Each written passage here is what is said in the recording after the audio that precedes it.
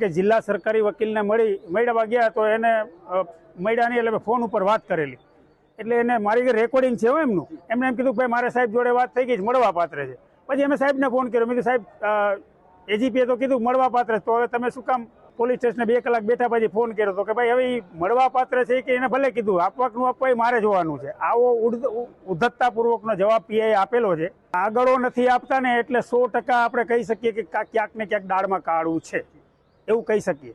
રાજકીય પ્રેશર. હા, અને બીજું કે જે પ્રથમ કાગળો આપ્યા એમાં ફોરેન્સિકના જે કાગળો ઉતાવળે અપાઈ ગયા ને એમાંથી જે નવા જે અમુક ઇસ્યુ ઊભા થયા કે ભાઈ લાકડીથી માર મારેલો છે, એમના ગુદામાં નિશાન છે, આ બધા જાહેર થયું, એટલે એને કદાચ કોઈ ઉપરના અધિકારીઓ એવું પણ સૂચન કર્યું હોય કે આ ઉતાવળમાં કાગળો શું કામ આપો છો, હવે પછીના કાગળો આપવામાં અમારું રેફરન્સ લેવો. આ કારણોથી કદાચ પીઆઈ કદાચ કાગળ ના આપતા એવું પણ આપણે કહી શકીએ. એમ હાઈકોર્ટમાં મેટર વહી ગઈ છે, હાઈકોર્ટથી મંગાવશું કાગળ નહીં, જાહે ક્યાં કેટલા દિવસ છુપાવી રાખશે? બાકી જે દૂધનું દૂધ ને પાણીનું પાણી તો થવાનું જ છે.